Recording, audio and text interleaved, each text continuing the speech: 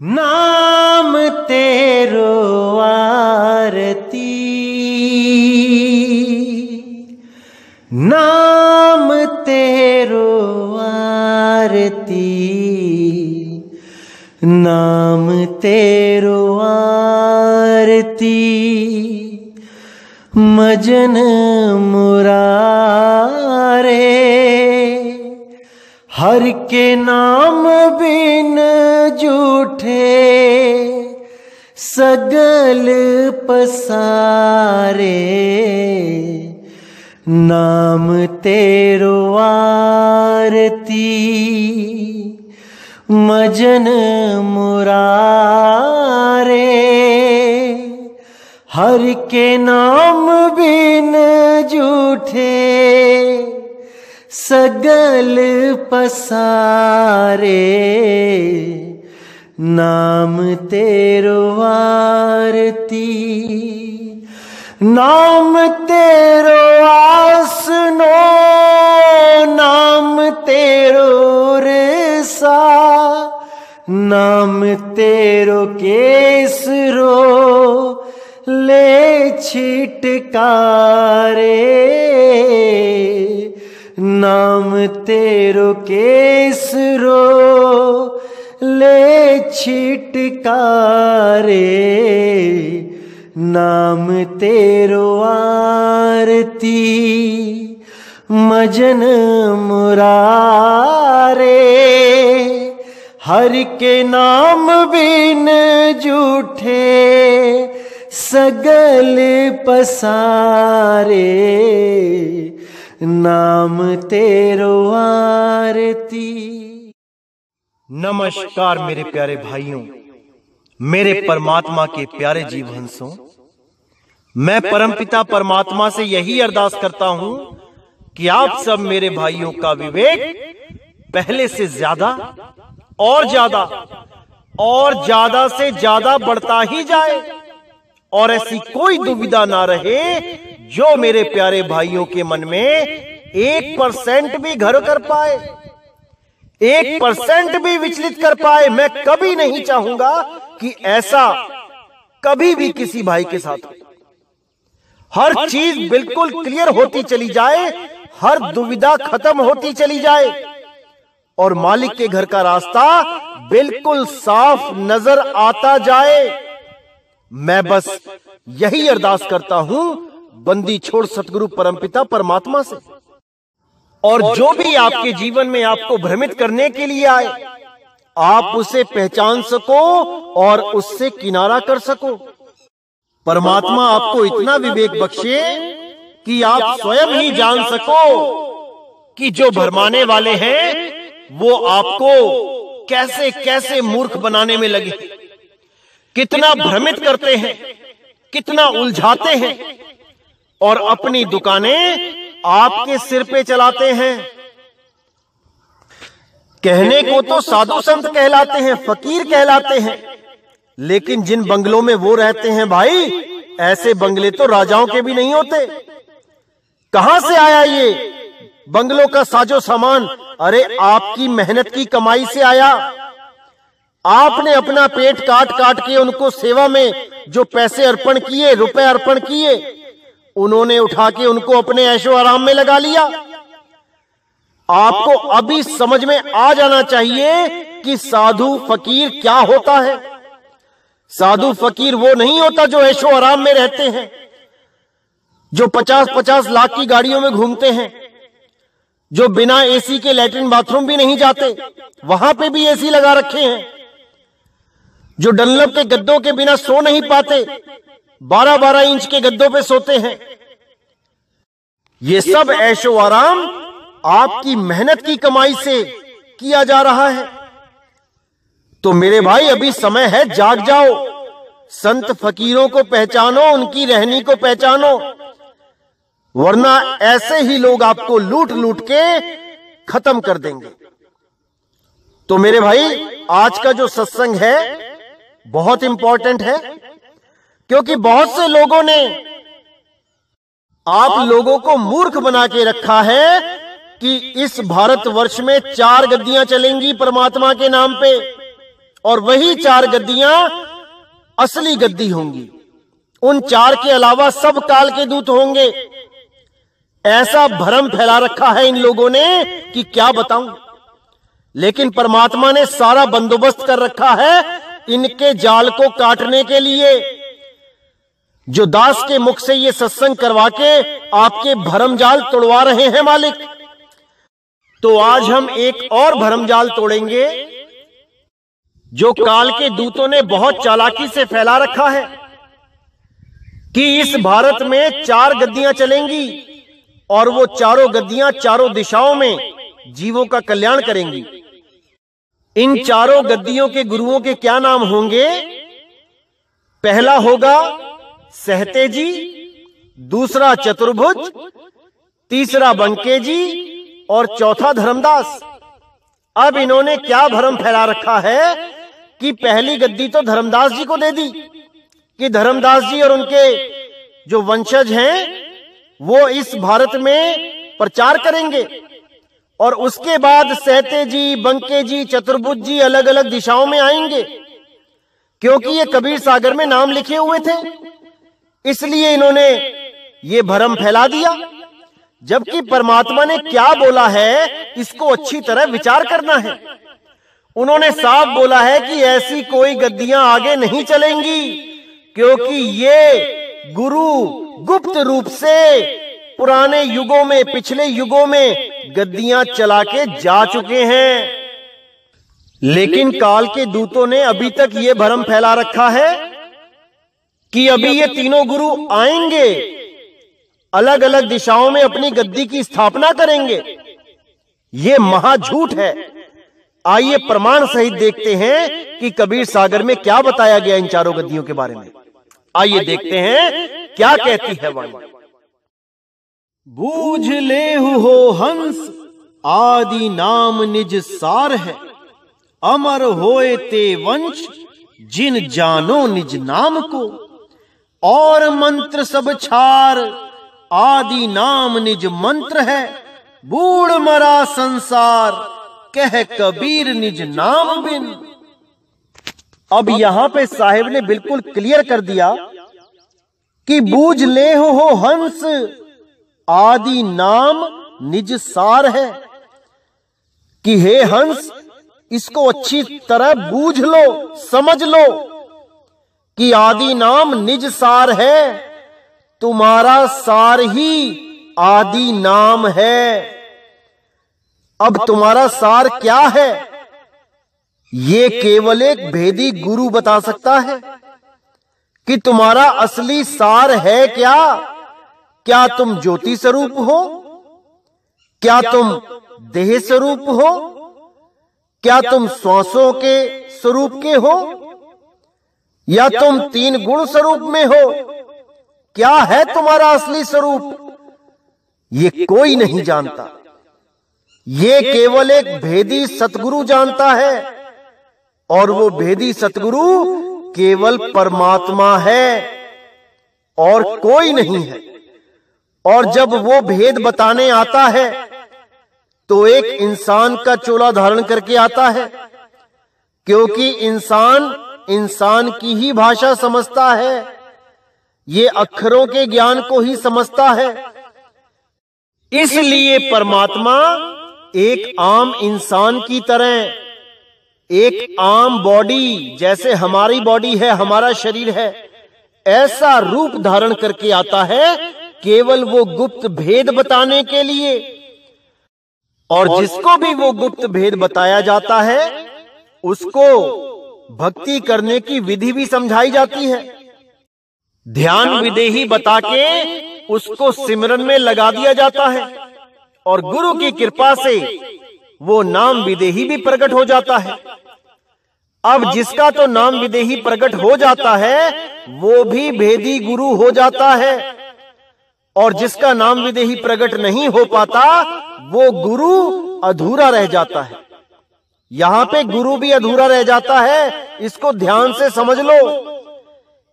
ऐसा बिल्कुल नहीं है कि अगर किसी को गुरु गद्दी मिल गई तो वो भेदी सतगुरु बन गया। अरे नहीं भाई, गुरु गद्दियां तो लाठी डंडों के जोर से भी मिल जाती हैं, लेकिन वो अनुभव वो बिना गुरु कृपा के, बिना परमात्मा की कृपा के नहीं होता है।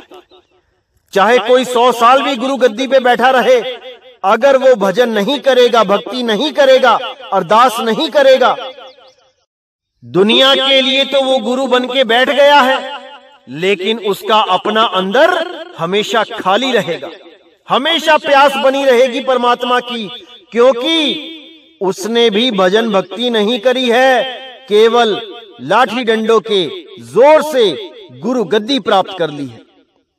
बहुत से आश्रमों में ये होते हुए देखा है, बहुत से आश्रमों में। किस किस को समझाएं?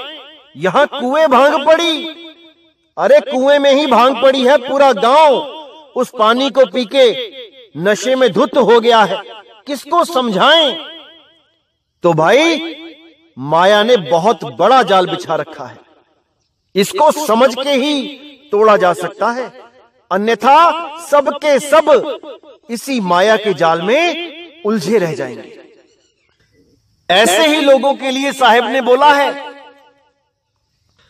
बिन देखे वा देश की बात करे सो कूर, और आपे खारी खात है बेचत फिरे कपूर। बिना अनुभव ज्ञान के, बिना प्राप्ति के अगर कोई गुरु गद्दी पे बैठ भी गया है और वो लोगों को नाम देने भी लगा है, तो उसकी स्थिति ऐसी है जैसे खुद तो वो नमक की डली खा रहा है और दूसरों को कपूर खिलाने का वादा कर रहा है कि मैं तुम्हें परमात्मा से मिला दूंगा।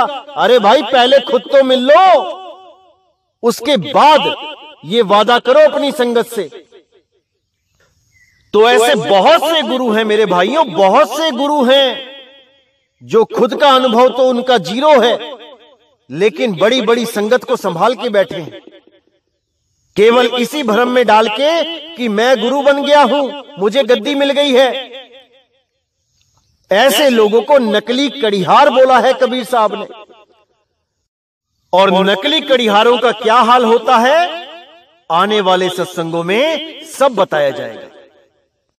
तो साहिब यहां बिल्कुल क्लियर कह रहे हैं कि बूझ ले हो हंस, आदि नाम निज सार है, अमर होए ते वंश, जिन जानो निज नाम को। कि भाई आदि नाम तुम्हारा अपना स्वरूप है, उसको लख लो, गुरु के द्वारा ज्ञान प्राप्त कर लो और अमर हो जाओ। वही अमर होगा जिसने निज नाम को प्राप्त कर लिया, अन्यथा कोई अमर नहीं होगा। सबके सब आते जाते रहेंगे, चाहे वो कोई भी नाम जपता रहे, उसका जन्म मरण खत्म नहीं होगा। चाहे वो सोहंग सोहंग जपता रहे श्वासों पे, चाहे वो ओम सोहंग जपता रहे, चाहे वो ज्योत निरंजन ओंकार रारंकार सोहंग सतनाम जपता रहे, चाहे वो सतपुरुष अकाल मूरत शब्द स्वरूपी राम जपता रहे, चाहे वो ओम तत् सत जपता रहे, चाहे वो हरे कृष्णा हरे राम जपता रहे, चाहे वो जय श्री राम जपता रहे, चाहे वो सतनाम सत कबीर जपता रहे, चाहे वो कबीर कबीर करता रहे, कोई भी मुक्त नहीं हो सकता, क्योंकि ये सारे नाम 52 अक्षरी नाम हैं। ये सब 52 अक्षरों के द्वारा निर्मित नाम हैं। ये मैन मेड नाम हैं, ये नाम हम इंसानों ने बनाए हैं। इसको अच्छी तरह समझ लो। इसीलिए गुरु ग्रंथ साहब में बार बार बोला गया कि 52 अक्षर लोकत्रय, सब कुछ इन्हीं माही, और ये आखर खिर जाएंगे, वो आखर इनमें नहीं। वो परमात्मा का नाम इन 52 अक्षरों में नहीं है। इसी के लिए बोला कि कीर्तम नाम कथे तेरे जिह्वा, सत्य नाम तेरा परापुर बला। कृत्रिम नाम यानी नकली नाम तेरे जितने भी हैं, इस जीभ से बोले जाते हैं। कृत्रिम नाम कथे तेरे जिह्वा, और सत नाम तेरा परापुर बला। अब कहने को तो यहां सतनाम भी 52 अक्षरी नाम है, लेकिन ये सतनाम एक कोड है भाई। असल में सतनाम क्या होता है, ये केवल एक भेदी गुरु बता सकता है, केवल एक भेदी गुरु। ये कोई ओम सोहम नहीं है जो आपको ओम सोहम के नाम पे भ्रमित कर दिया गया कि यही सतनाम है। सतनाम को वाहे गुरु बोला गया है कि सतनाम ही वाहे गुरु है। वो परमात्मा, वो सबका गुरु, वो सतनाम ही है। इसी को संत घासीदास ने जय सतनाम बोला, सतनाम पिता बोला। उस सतनाम को पिता बोला गया है, जिसको ये काल के दूतों ने ओम सोहम बना के रख दिया। वो भी श्वासों पे मंत्र बना दिए, श्वास बाहर छोड़ो तो ओम, अंदर लो तो सोहम। ये महाअज्ञान है, महाअज्ञान है। तो यहां साहिब ने बिल्कुल क्लियर कर दिया कि और मंत्र सब छार, आदि नाम निज मंत्र है। बाकी जितने मंत्र हैं सब बेकार हैं, किसी काम के नहीं है। आदि नाम निज मंत्र है, तुम्हारा असली नाम, तुम्हारा निज नाम ही निज मंत्र है। वही असली नाम है जिससे मुक्ति मिलेगी। और जितने भी मंत्र हैं वो सब 52 अक्षरों के द्वारा बनाए गए नकली मंत्र हैं, जिसके लिए साहिब ने बोला तंत्र मंत्र सब झूठ है, इनमें ना उलझे कोई, और सारे नाम जाने बिना कागा हंस ना होए। वो कौवा हंस नहीं बन पाएगा जिसने आदि नाम, निज नाम, अकह नाम, अडोल नाम, अबोल नाम, नी अक्षर नाम को नहीं जाना। वो कभी हंस नहीं बन पाएगा। बूढ़ मरा संसार कह कबीर निज नाम बिन। जब तक आपको अपना नाम नहीं पता लग गया, जब तक कहते हैं सारा संसार बूढ़ मरा, चाहे वो किसी भी धर्म का क्यों ना हो, उसको मुक्ति नहीं मिल सकती, क्योंकि वो आदमी के द्वारा बनाए गए नाम, 52 अक्षरों के द्वारा बनाए गए नाम जप रहा है। चाहे वो अल्लाहू अल्लाहू कह रहा है, चाहे वो राम राम कह रहा है, चाहे वो वाहे गुरु कह रहा है, चाहे वो ईसा मसीह के द्वारा हालेलुया शब्द को कह रहा है, प्रेयर कर रहा है, नमाजें पढ़ रहा है। ये सब 52 अक्षरी हैं, ये इंसानों के द्वारा बनाए गए हैं। जब ये भाषा भी नहीं थी, कोई अक्षर नहीं था, किसी भी भाषा का कोई अक्षर नहीं था, तब कहां थे ये नाम? तब कौन से परमात्मा का नाम लेते भाई?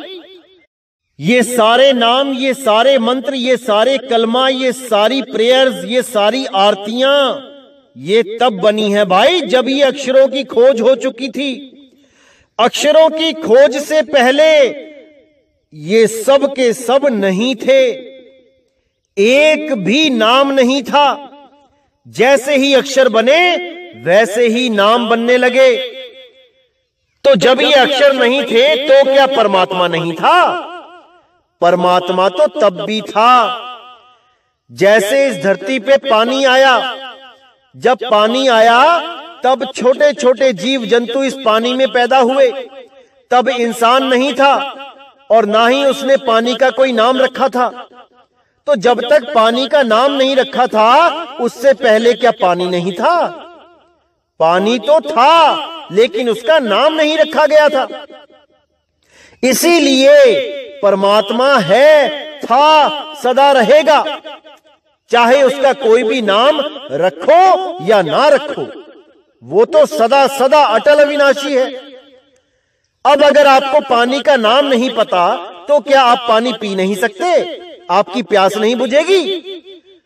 जो आज कई लोग कहते हैं कि कलमा नहीं पढ़ोगे, अरदास नहीं करोगे, प्रेयर नहीं करोगे, आरती नहीं करोगे तो भगवान खुश नहीं होगा, परमात्मा नहीं मिलेगा, ये सब भरम जाल है भाई, ये भरम जाल है।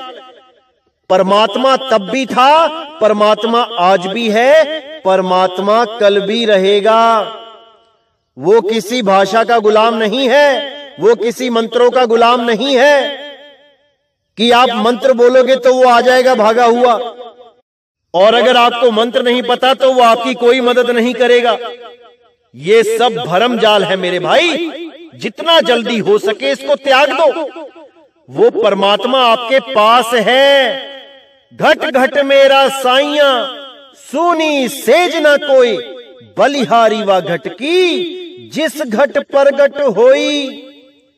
वो आपके पास है, बस आप उसे पहचान नहीं पा रहे, इसीलिए वो आपसे दूर है और आप उससे दूर हो।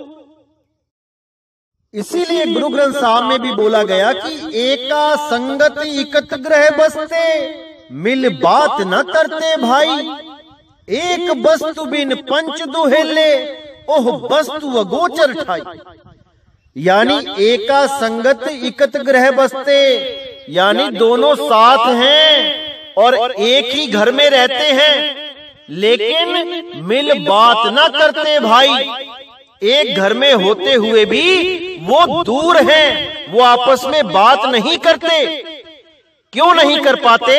क्योंकि माया ने पर्दा डाल रखा है दोनों के बीच में। जब तक वो माया का पर्दा नहीं उठेगा, वो आपस में मिल नहीं सकते।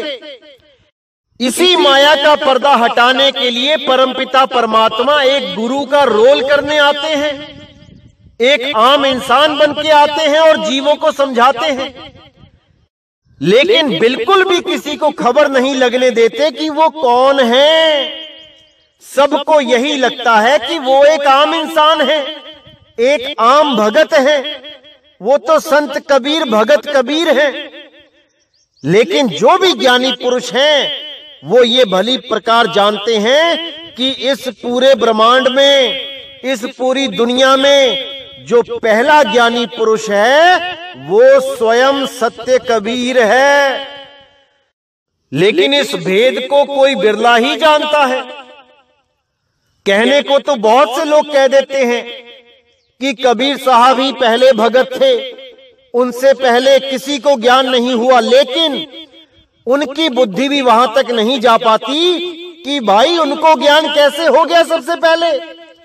उनका तो गुरु भी मूर्ति पूजा करता था, रामानंद जी भी मूर्ति पूजा करते थे, तो कबीर साहब को ये दिव्य ज्ञान कहां से मिल गया?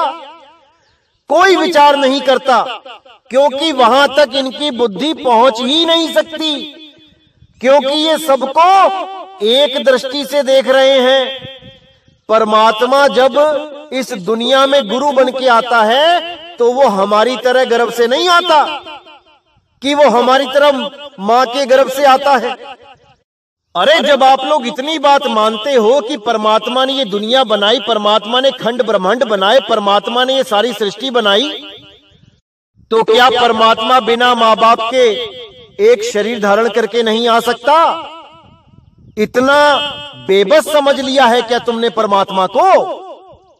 इतना बेबस समझ लिया है, इतना कमजोर समझ लिया है कि परमात्मा भी अगर इस दुनिया में आएगा तो मां के गर्भ में उल्टा लटक के आएगा? अरे नहीं भाई, वो सर्वशक्तिमान है, वो कुछ भी कर सकता है, कुछ भी कर सकता है।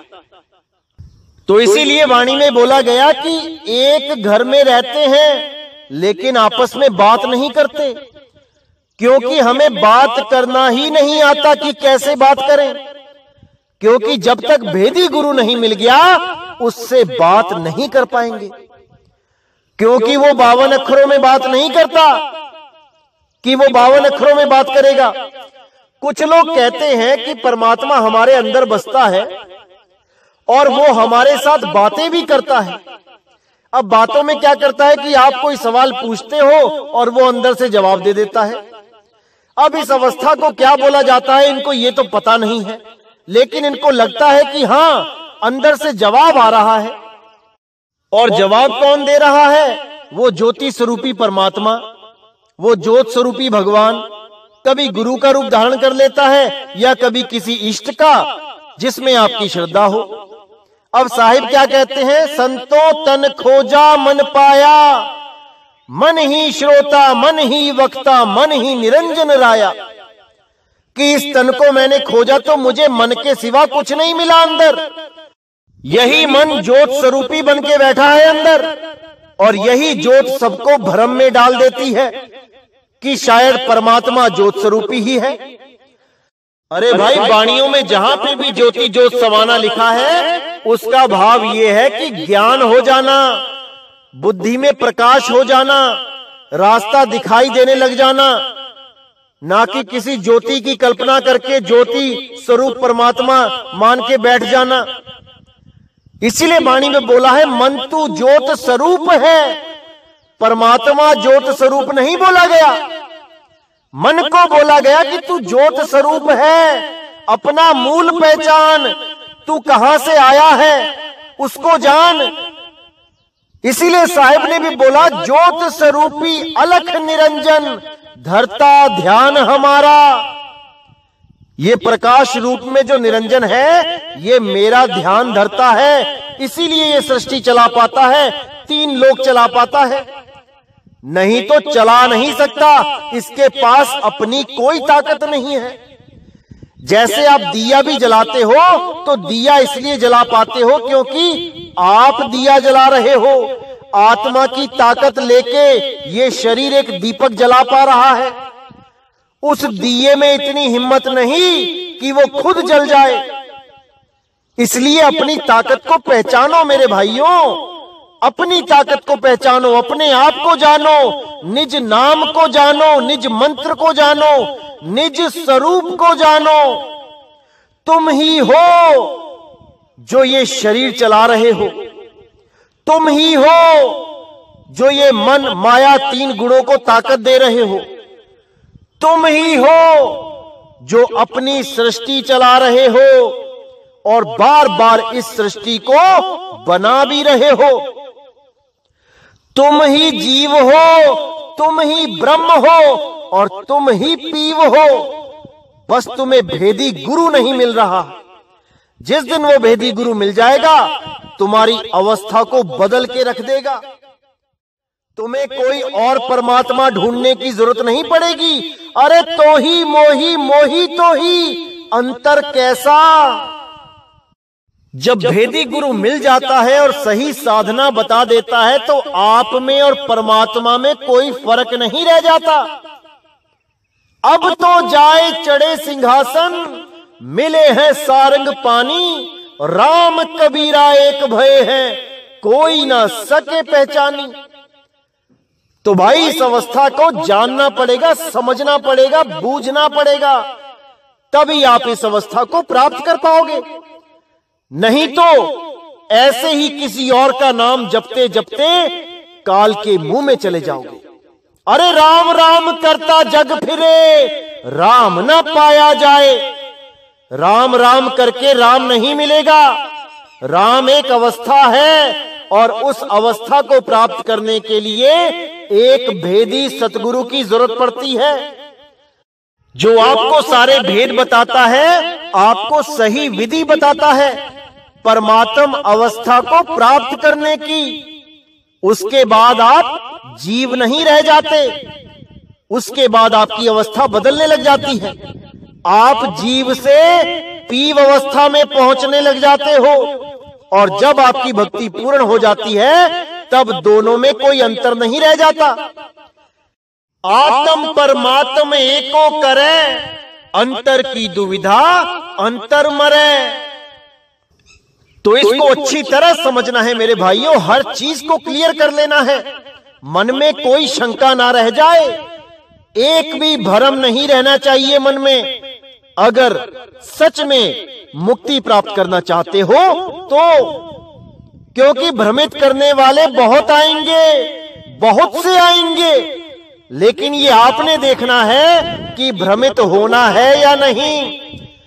बहुत से ऐसे भी लोग आएंगे जो हमारे पंथों में सीआईडी करने के लिए घुसेंगे कि देखें तो सही ये क्या बताते हैं, और अपनी छोटी बुद्धि मोटी बुद्धि होने के कारण उस परम ज्ञान को नहीं समझ पाएंगे और इस पंथ को छोड़ के इस पंथ का मजाक भी उड़ाने लग जाएंगे, बदनाम भी करने लग जाएंगे, बहुत कुछ करेंगे, लेकिन उससे कोई फर्क नहीं पड़ना चाहिए आपके ऊपर। जैसे आपने कहीं मजदूरी करी और आपको 2000 रुपए दिए गए, अब वो 2000 रुपए आपके पास है और असली नोट है, लेकिन कुछ लोगों ने मिलके आपको बेवकूफ बनाने के लिए, ठगने के लिए एक षड्यंत्र बनाया, एक प्लान बनाया। वो 100-100 मीटर की दूरी पे खड़े हो गए और उन्होंने क्या किया, पहले बंदे ने आपको पूछा कि भाई कहां से आ रहे हो? आपने कहा काम करके आ रहा हूं। उन्होंने बोला दिखाओ तुम्हें कौन से पैसे मिले हैं, क्या दिया वहां पे। आप उसको 2000 का नोट दिखाते हो और वो देख के क्या कहता है कि अरे भाई ये तो नकली है। तो आप उस वक्त यकीन नहीं करते हो और उससे अपना रुपए ले लेते हो, 2000 का नोट वापस लेके उससे आगे चल पड़ते हो। प्लान के अनुसार अगला आदमी 100 मीटर आगे खड़ा मिलता है, वही सवाल दोबारा पूछता है कहां से आ रहे हो? आप कहते हो मैं काम करके आ रहा हूं। तो वो भी कहता है मुझे नोट दिखाओ कैसा है, नकली तो नहीं है। आप उसको अपना असली नोट देते हो और वो आपको कहता है कि ये तो नकली है, तुम ठगे गए हो।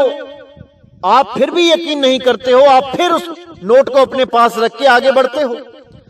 प्लान के अनुसार तीसरा आदमी मिलता है 100 मीटर आगे, वो भी आपसे वही सवाल पूछता है भैया कहां गए थे?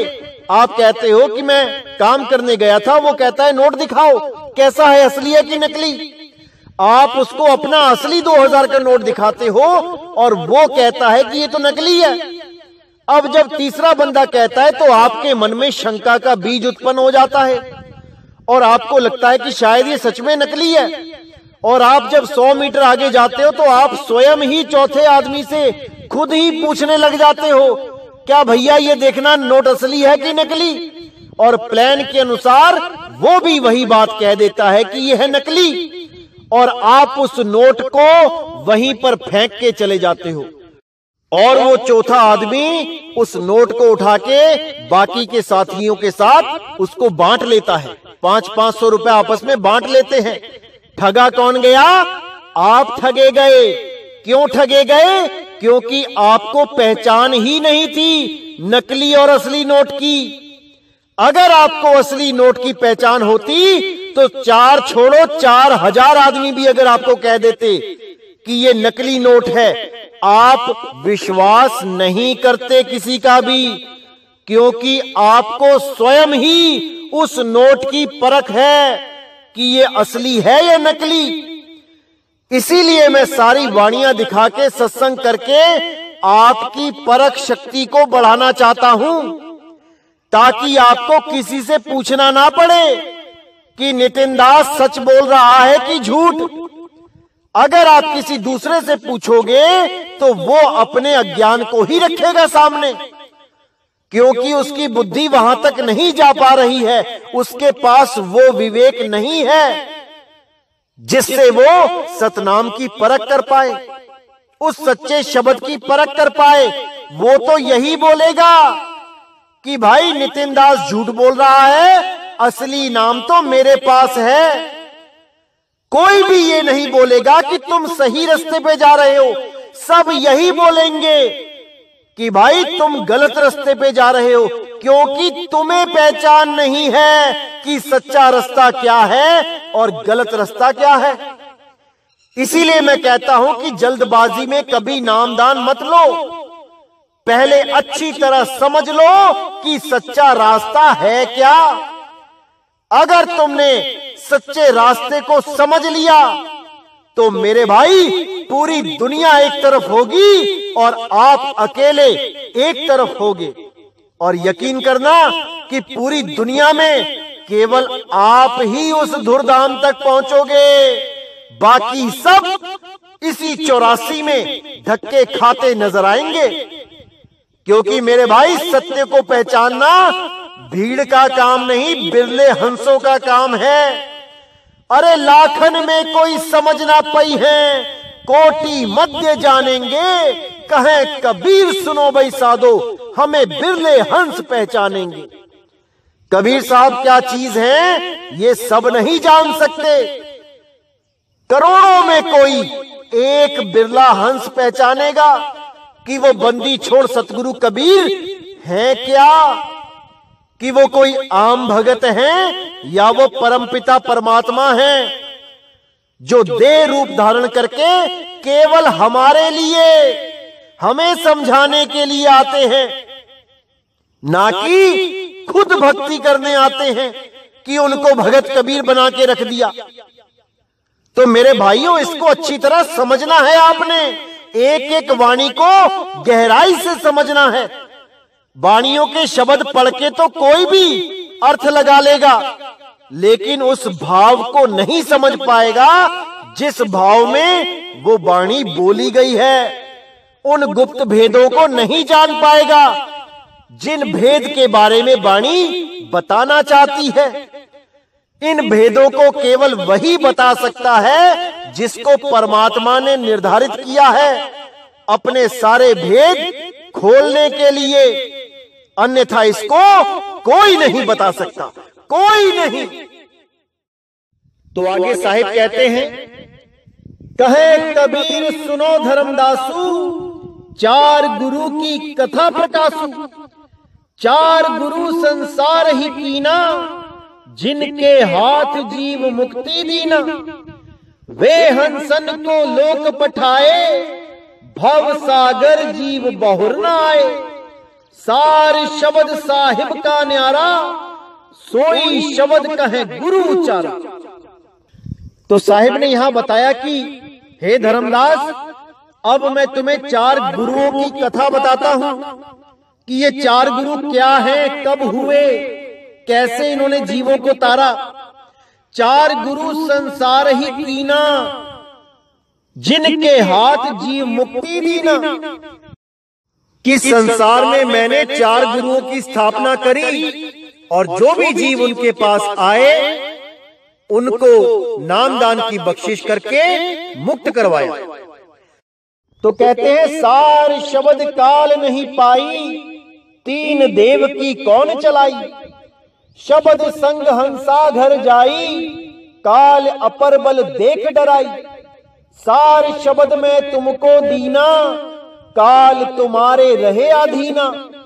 धर्मदास तुम मत के धीरा, तुमको दीना मुक्ति का बीरा। तो यहां साहिब ने बिल्कुल क्लियर कर दिया कि हे धर्मदास, सार शब्द तो काल भी नहीं जानता, तो ये त्रिदेव कैसे जान पाएंगे। भक्ति में तो सब बैठे दिखाई देते हैं कि तपस्या कर रहे हैं, लेकिन सार शब्द को नहीं जान पाते। और जब त्रिदेव नहीं जान पाते तो आगे ऋषि मुनि पीर पैगंबर क्या जान पाएंगे। कोई नहीं जान पाया कि वो सार शब्द है क्या। सबके सब किसी ना किसी मंत्र को जपने में लगे रहे और अपना अनमोल जीवन बर्बाद करके चले गए। क्या मिला ज्यादा से ज्यादा? स्वर्ग, महास्वर्ग, ब्रह्मलोक, गोलोक, शिवलोक, सतलोक, अकैलोक, अनामी लोक, इससे ज्यादा किसी को कुछ नहीं मिला। ये सब माया का ही प्रपंच है भाई, इसी में सब के सब उलझते चले गए। लेकिन कबीर साहब कहते हैं कि मेरा सतलोक कोई ऐसा लोक नहीं है जहां पर बंगला है, मकान है, सड़क है, दूध है, फल फ्रूट है, काजू बादाम किशमिश है। ये मेरा सतलोक नहीं है, ये मायावी सतलोक है। मेरा सतलोक क्या है? लोक अलोक शब्द है भाई, और जिन जाना तिन संशय जाई। मेरा सतलोक शब्द है, उस शब्द में तुम्हारी सुरत रहेगी, और जब शब्द में सुरत रहेगी उसको कोई पकड़ नहीं सकता, उसको कोई बंधन में नहीं डाल सकता। इसीलिए साहिब ने बोला, जाप मरे अजपा मरे अनहद भी मर जाए, सुरत समाए शब्द में वाको काल न खाए। सुरत समाए शब्द में, तो सुरत क्या है? आप हो। शब्द क्या है? सतलोक है। सुरत समाए शब्द में वाको काल न खाए, क्योंकि काल को शब्द का भेद ही नहीं पता है, वो शब्द तक पहुंच ही नहीं रखता है। अरे जहां हम रहें काल तहां नाही, काल से जीत हंस ले जाही। काल निरंजन तुम्हारा पीछा केवल 3 लोक तक कर सकता है, इस देह में कर सकता है, ये बाहर ब्रह्मांड में कर सकता है, लेकिन एक बार अगर आप शब्द में समा गए, वहां काल नहीं पहुंच सकता, क्योंकि काल शब्द के आगे मूर्छित हो जाता है। काल का जोर नहीं चलता जब सार शब्द की प्राप्ति हो जाती है।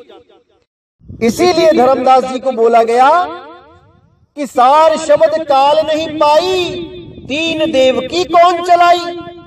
शब्द संग हंसा घर जाई, काल अपर बल देख डराई। शब्द का संग करके ही हंसा निज घर को प्राप्त कर सकता है, शब्द में समा सकता है। उसको देख के काल डर जाएगा। सार शब्द में तुमको दीना, काल तुम्हारे रहे अधीना। कि मैंने तुम्हें सार शब्द का लखाव करा दिया है, अगर तुम सार शब्द का सही तरीके से ध्यान धरोगे, जैसा मैंने विधि बताई है तुम्हें, ये काल तुम्हारे अधीन रहेगा। अब जब ये बोल दिया कि काल तुम्हारे अधीन रहेगा, तो फिर काल का दाव कैसे लगा धर्मदास जी के वंश में? आपको भी पता है कि धर्मदास जी के वंश में काल का दाव लगा है। कबीर सागर में भी प्रमाण है और धर्मदास जी के वंशजों के सत्संगों में भी आता है कि काल ने बाजी मारी और काल के दूत इस पंथ में आए। आप सत्संग सुनेंगे, आपको समझ में आ जाएगा कि बिल्कुल सही बोला जा रहा है। तो विचार कीजिए कि जब धर्मदास जी को सार शब्द दे दिया और काल उनके अधीन हो गया, तो भाई जो अधीन हो गया वो बाजी कैसे मार सकता है? वो कैसे धोखा दे सकता है? जो अधीन ही हो गया वो कैसे बाजी खेल पाएगा? ये कोई नहीं जानता। ये गुप्त कोड है और इस कोड को खोला जाएगा सही समय आने पर। कि जब धर्मदास जी के अधीन ही हो गया काल, तो ये काल ने बाजी कैसे मार ली? उनके वंशज में काल के दूत कैसे घुस गए? ये कोई नहीं जानता।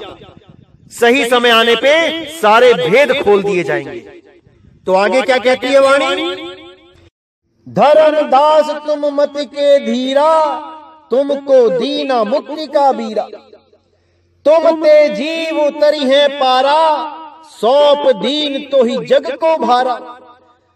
तो कहते हैं धर्मदास, मैंने तुम्हें सार शब्द का जो भेद बता दिया है, अब सब जीवों का कल्याण तुम करो। जो भी तुम्हारे पास आता है उसको परखो और परख के जो भी लायक दिखे उसको सार नाम की बख्शीश कर दो, सार शब्द का भेद बता दो। लेकिन अगर कोई उस लायक नहीं दिखाई देता तो उसको कदापि भेद मत बताना, उसका विवेक जगाने की कोशिश करना और सत्संग सुनाना। इसीलिए बोला, प्रथमे शिष्य होवन जो आई, ताको पान देओ तुम भाई। जब देखो तुम दृढ़ता ज्ञाना, ताको कहो शब्द परवाना। जब तुम देखो कि वो दृढ़ हो रहा है, सत्संग सुन के विवेकी हो रहा है, तब उसको शब्द का परवाना दो। शब्द माही जब निश्चय आवे, ताको ज्ञान अगाध सुनावे। और जब वो शब्द में निश्चय आ जाए उसको, तब उसको अगाध ज्ञान दो, वो नाम विदेही का ज्ञान दो और उसका जीव का कल्याण करो। तो इस वाणी में अब आगे वो भेद खोला जा रहा है जो भेद आज तक आपको किसी ने नहीं बताया। सबने यही भरमाया कि अभी तो धर्मदास जी की गद्दी चल रही है, उसके बाद 3 गद्दियां और आएंगी और ये 3 गद्दियां मिलके, यानी चारों मिलके चारों दिशाओं में प्रचार करेंगी। ये कोरा अज्ञान है, ये कोरा झूठ है। अगर यकीन नहीं है तो इन लोगों से पूछो कि कौन से सन में वो गद्दियां आएंगी, कौन से सन में वो गुरु प्रकट होगा। आपको कभी भी जवाब नहीं मिलेगा इस सवाल का, क्योंकि आज इसका भेद खोला जा रहा है कि ये 4 गद्दियां कब स्थापित हुई हैं। तो क्या कहती है वाणी? सतयुग शिष्य सहते जी कहाए, द्वापर चतुर्भुज नाम सुनाए। त्रेता शिष्य बंके जी भाई, कलयुग में धर्मदास गुसाई। चार गुरु भव सागर माही, धर्मदास वे जीव मुक्ताही। यह मैं तुमसे कहो समझाई, सब संशय तुम रे मिट जाई। यानी हे धर्मदास, अब मैं तुम्हें वो भेद बताता हूं जो मैंने आज तक किसी को नहीं बताया, कि सतयुग में एक सहते जी नाम के संत को मैंने स्थापित किया और द्वापर में चतुर्भुज नाम के संत को स्थापित किया। त्रेता में बंके जी नाम के संत को स्थापित किया और कलयुग में धर्मदास तुम्हें स्थापित कर रहा हूं। इन गुरुओं को मैंने तीनों युगों में गुप्त रूप से स्थापित किया था ताकि जीवों का कल्याण होता रहे, लेकिन मैंने इनको प्रकट नहीं किया था, सबके सामने जाहिर नहीं किया कि ये भी गुरु हुए हैं तीनों युगों में। इसीलिए आप लोगों को ये भ्रमित किया जाता है कि ये तीनों गुरु अभी आएंगे, जबकि ये इतिहास हो चुके हैं। इस भरम जाल से निकल जाओ मेरे भाइयों कि 3 गुरु अभी और आएंगे। ये केवल आपको मूर्ख बनाया जा रहा है, ये केवल आपको भ्रम में डाला जा रहा है। ये गुरु हो चुके हैं पिछले युगों में। तो मेरे भाइयों, हर चीज को समझने की कोशिश करो। ये भरमाने वाले बहुत आएंगे जीवन में, लेकिन आपने भरमना नहीं है। हर चीज को अच्छी तरह समझो, हर चीज पे विचार करो, निर्णय करो कि सत्य क्या है और असत्य क्या है।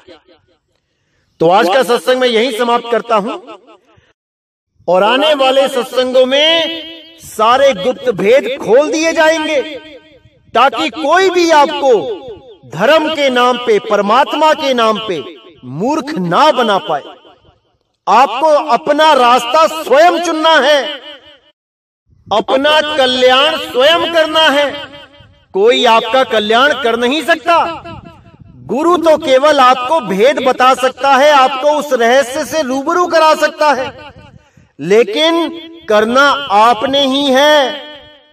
सब कुछ आपके द्वारा ही होगा। आप अपने विकारों को शांत करोगे तो आपका कल्याण होगा। गुरु धारण कर लिया लेकिन विकारों को शांत नहीं किया तो आपका ही नुकसान होगा। गुरु तो केवल तरीका बताएगा कि कैसे इन विकारों को शांत करना है, अपनाना तो आपने ही है। वो तरीका आपने ही लागू करना है अपने ऊपर, तभी कल्याण होगा मेरे भाई। तो आज का सत्संग यहीं समाप्त करता हूं। बोलिए सतगुरु बंदी छोड़ कबीर साहिब की सदा ही जय हो, सदा ही जय हो मेरे मालिक की साहिब बंदगी सतनाम।